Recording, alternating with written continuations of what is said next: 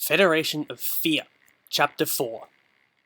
It had been 3 days since Spiriah's takeover of the team's vessel. Since then, they had steered a course for the island of Zakaz, surrounded on every side by boats filled with murderous Zyglak.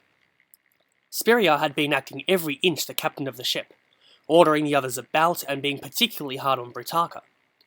Through it all, Brutaka said nothing and made no attempt to strike at Spiriah.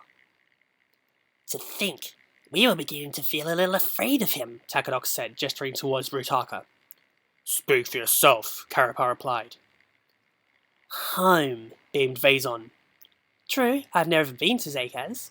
I'm not even really one of the native species. In fact, they'll probably kill me on sight. Or worse, tie me upside down over a spiked dagger plant.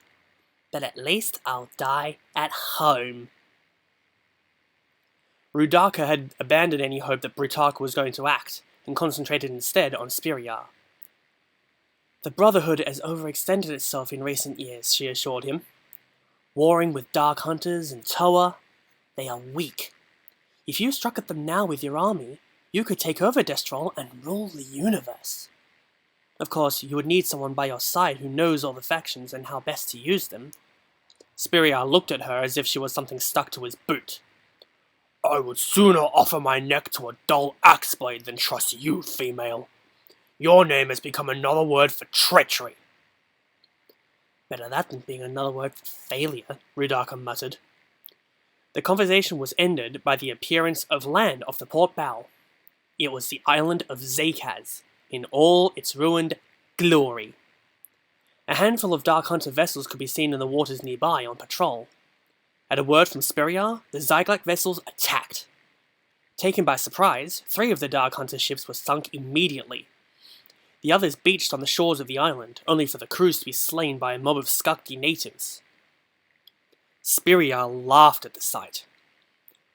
The Skakti believe they know what savagery is, he said, but they have never met the Zyglak. And the Makuta believe they know all the colours and shapes of revenge. But I will introduce them to a shade darker than even they could imagine. The mini armada surged forward, Zyglak already prepared to storm the beaches. They were still 500 yards from shore when the first Zyglak ship suddenly lurched and began to sink. This was followed by another, and still another. Soon, Zyglak vessels on every side were taking on water, gaping holes torn in their hulls below the waterline. Zakaz rushed to the rail. He caught a glimpse of beings just under the water, attacking the Zyglak craft. From a distance, they almost looked like his old ally, Airlek. Whatever they were, they moved like fish underwater, and the ships were no match for their claws. Shocked by the abrupt annihilation of his force, Spiriah was unprepared for Brutaka's attack. An energy blast knocked him off his feet, a well-placed kick kept him on the ground, and then Brutaka's blade was pressed against his chest armor. Go ahead, Brutaka said coldly. Use one of your powers. Think you can do it before I rip open your armor? And how long do you think your energy will last out here, with no body to occupy?